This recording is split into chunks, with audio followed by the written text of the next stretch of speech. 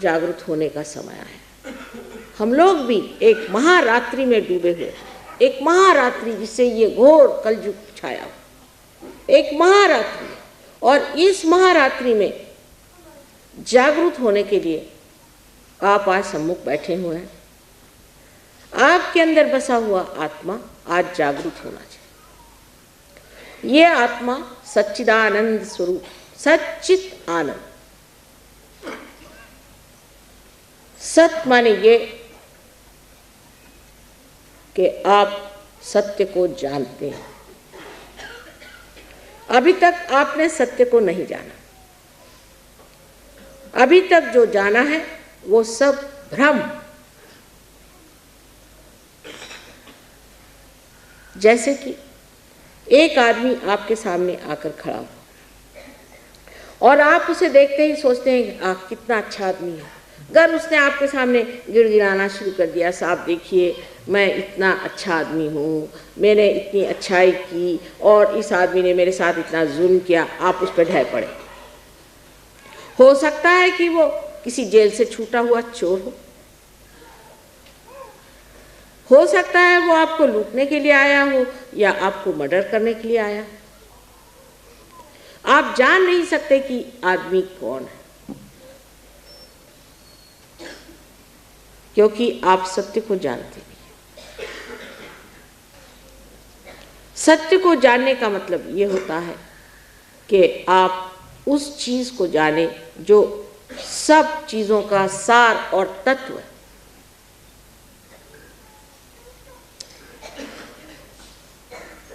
जैसे कि मनुष्य का सार और तत्व क्या है? उसका सार और तत्व उसका आत्मा है। उस आत्मा को जानते ही आपका जो ज्ञान है वो अज्ञान सा लगता है, और ज्ञान चीज आप अपनी नसों पर, अपने सेंट्रल नर्वस सिस्टम पे जानते। जैसे कि एक साहब मेरे पास आए, मुझसे कहने लगे कि माँ मुझे अंजाना की बीमारी हो गई, मुझे ठीक कर दीजिए। मैंने कहा अच्छा बैठिए आप। मैं जा रही थी, मैंने कहा अच्छा बैठिए। उनकी कुंडलिनी जागृत की, उनको बड़ा दर्द सा उठा थोड़ा सा। उसका अच्छा ठीक हो गया, आप हम जा रहे हैं। उनका कहा माँ आप क्या कर रहे हैं, मेरे तो अभी हार्ट अटैक आ गया। मैं कहा बेटी तुम ठीक हो गए, हम जा रहे हैं। उदास होकर बैठ गए। तो मैं मोटर में बैठी, फिर मैं निकल के आई। मैंने कहा कि देखिए मेरी बात आप सुनिए, अभी आप डॉक्टर को जा करके अपने एंजाइनोग्राफी लीजिए और उसके बाद आप विश्वास कर लीजिएगा कि मैंने जो कहा वो सही। और वो डॉक्टर के पास गए। डॉक्टर ने कहा कमाल है, अरे भाई तुमको तो वाकई अंजाना था, वो हो क्या गया, तुम ठीक कैसे हो गए? सो आपका जो जानना है वो जानना क्योंकि डॉक्टर ने आपको बताया इसलिए जानना हुआ, और हमारा जानना इसलिए है कि आपकी जो वाइब्रेशंस हैं, आपके जो चैतन्य है, उसको हमारे आत्मा ने बता दिया। जब आत्मा बोलता है तब ये चैतन्य चलता है, ये ओंकार चलता है और ये आपको बताता है।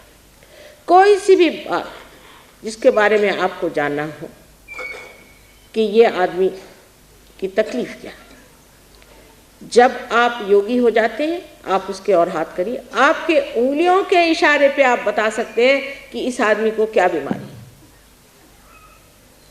और जब वो बीमारी आपको पता है, अगर आप जानते हैं कि उस बीमारी के कारण से परे, जिसे कॉज एंड इफेक्ट कहते हैं, उससे परे आपको उठना अगर आ गया तो आपने उनकी बीमारी ठीक कर दी। और उससे परे उठाना बहुत ही आसान है, उसको कुंडलिनी पर डाल दीजिए।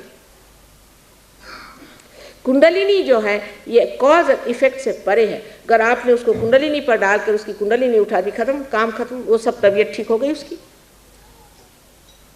कभी कभी कुंडलिनी का जागरण और उसका बिठाना थोड़ा मुश्किल जाता है, वो दूसरी बात, पर अगर वो हो गया तो काम खत्म, फिर आपको आगे कुछ करने की जरूरत नहीं।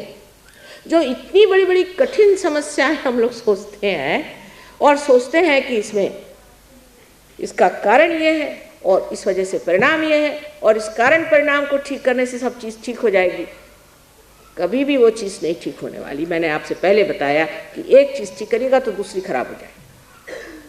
उससे परे जो परमात्मा का साम्राज्य है, जो सहस्त्रार में विराजता है, उस साम्राज्य में आप आइए, आपका आगमन हो, आपका स्वागत हो। नमस्कार करके आप अंदर आइए। और जब वहाँ आप बैठे हुए हैं तो किसकी मजाल है जो आपकी ओर आँख टेढ़ी करके देखे। मराठी में रामदास स्वामी ने कहा है, समर्थाची याव कृपा हे असा सर्व भूमंडली कोण आहे। जिसने समर्थ की ओर आँख तिरछी करके देखी, ऐसे सारे भूमंडल में कोई नहीं। लेकिन पहली चीज यह है कि आप क्या परमात्मा के साम्राज्य में आए हैं या नहीं। फिर आने के बाद वहां जमे हैं या नहीं। जमने की बात बहुत बड़ी सोचने की। तो सत जो है, जिसे हम सत कहते हैं, वो सत हमें अपने सेंट्रल नर्वस सिस्टम से जाना जाता है। कोई कहेगा कि माँ यहाँ पर ये फूल बिछे हुए हैं, ये हम अपनी आँख से देख रहे हैं ना। ये आँख हमारी जो है, ये हमारी सेंट्रल नर्वस सिस्टम बता रही है कि ये यहाँ फूल रखे हुए हैं। फिर हम जब महसूस भी करें तो हम कह सकते हैं यहाँ फूल है, क्योंकि हम इसे महसूस कर सकते हैं। इसकी जानी जिसे कहते हैं, इसको जानना जो है, यही ज्ञान है, यही वेद है, जिससे विद होता है, जिससे बोध होता है। जो हमारे सेंट्रल नर्वस सिस्टम में जाना जाता है, यही हमारे उत्क्रांति का लक्षण है। और बाकी जो कुछ जाना है वो दिमागी जमा खर्च है या तो भावना की फेंक।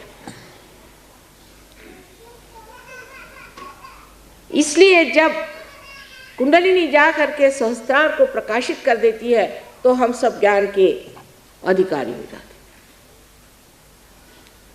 आप सोचिए कि जब हमारे यहाँ ये संत साधु हुए थे, तब यहाँ न यूनिवर्सिटी थी, न कॉलेज था, न कुछ था, लेकिन ज्ञान के